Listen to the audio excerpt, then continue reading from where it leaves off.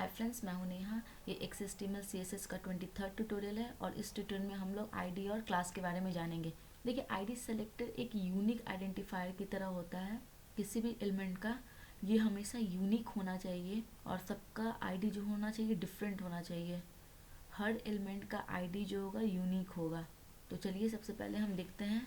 और आईडी लिखने के लिए आपको हैश लिखना होगा और जो भी आपके आईडी का नाम है उसे लिखें।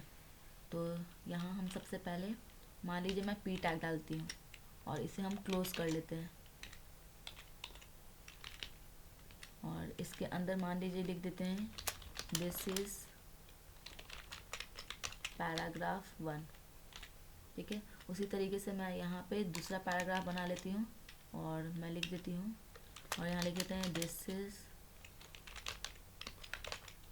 पैराग्राफ 2। ठीक है, तो ये 2 पैराग्राफ हमारा आ चुका है। आईडी के लिए आपको क्या लिखना होगा, इस पी के अंदर हम लिखेंगे आईडी और यहाँ पे हम डिफरेंट आईडी का नाम लिखेंगे। तो पहला आईडी मैं मान लीजिए लिख देती हूँ एग्जाम्पल आईडी 1, एग्जाम्पल आईडी 1।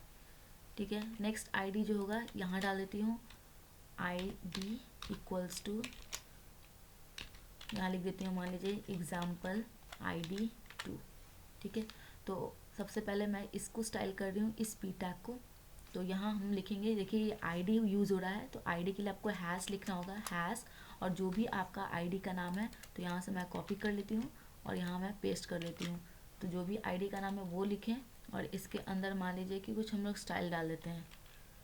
मान लीजिए मैं लिख देती हूँ टेक्स्ट अलाइन सेंटर। ठीक है, ये सेंटर में चला जाएगा। मान लीजिए इसका कलर चेंज कर देती हूँ और इसको ग्रीन कर देती हूँ। इसका फॉन्ट साइज भी चेंज कर देती हूँ। मान लीजिए फॉन्ट साइज मैं 40 पिक्सल कर देती हूँ।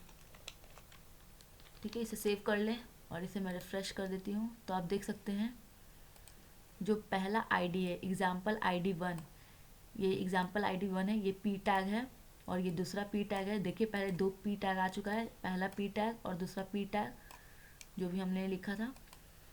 पहला जो आईडी है हमारा उसको हैश से लिखते हैं और जो भी आईडी का आप नाम दिए हैं वो यहाँ लिख लें। पहला हो गया टेक्स्ट लाइन सेंटर, आप देख सकते हैं ये टेक्स्ट लाइन जो हो गया सेंटर आ गया है। नेक्स्ट क्या है, कलर ग्रीन। देखिए कलर जो है ग्रीन हो गया है। और फॉन्ट साइज़, देखिए मैंने साइज़ का स्पेलिंग गलती लिखी थी।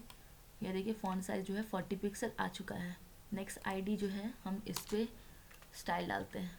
तो उसके लिए सबसे पहले आपको हैश लिखना होगा और यहाँ से मैं कॉपी कर लेती हूँ और यहाँ हम पेस्ट कर देते हैं। इसमें हम लोग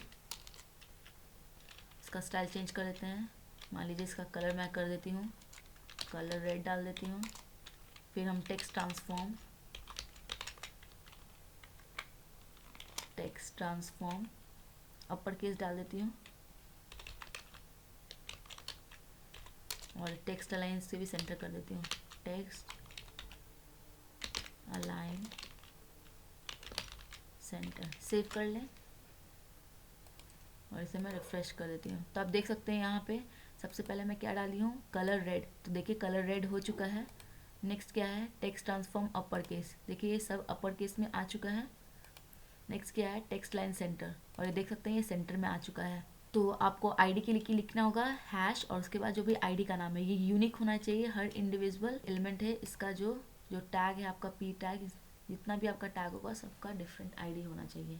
नेक्स्ट हम लोग क्लास के बारे में जानेंगे। अगर मान लीजिए कि आपके पास आप बहुत सारा पैराग्राफ लिखे हैं और सब में आप एक ही तरह का स्टाइल चाहते हैं तो आप क्लास का यूज़ कर सकते हैं।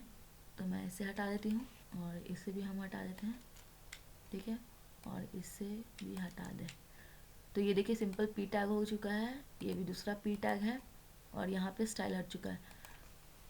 पी टैग के अंदर हम लिखेंगे क्लास और इस क्लास का नाम मान लीजिए कि मैं मान लीजिए रेड सबको कर रही हूँ, सब टेक्स्ट को, तो यहाँ रेड लिख दें। नेक्स्ट दूसरा जो क्लास है इसको भी मान लीजिए मैं रेड ही चाहती हूँ तो यहाँ भी आप रेड लिख लें।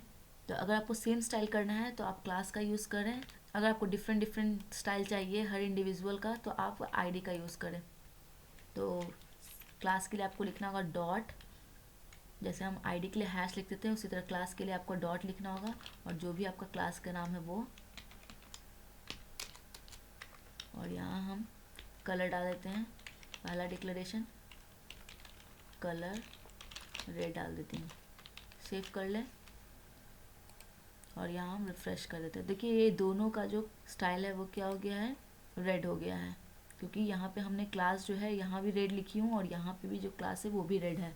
आप एक से ज़्यादा भी यहाँ पे आप डाल सकते हैं, तो यहाँ मैं मान लीजिए कि सेंटर कर देती हूँ, ठीक है।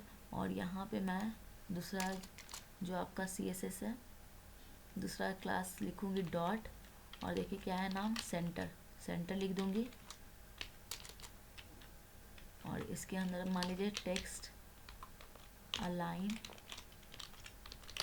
सेंटर है, सेव कर लें और इसे हम रिफ़्रेश कर देते हैं। तो देखिए टेक्स्ट लाइन सेंटर आ गया। सिर्फ सेंटर सिर्फ फर्स्ट वाले में आया है, इसलिए क्योंकि देखिए सेंटर हमने ये सिर्फ क्लास सिर्फ और सिर्फ फर्स्ट वाले में डाली हूँ, तो इसलिए ये पहला जो रेड का है जो भी आपने यहाँ पे डाला है वो काम कर रहा है। तो पहला रेड डॉट रेड जो आपका क्लास है उसमें क्या है, कलर रेड, तो देखिए फर्स्ट वाला में कलर रेड हो चुका है।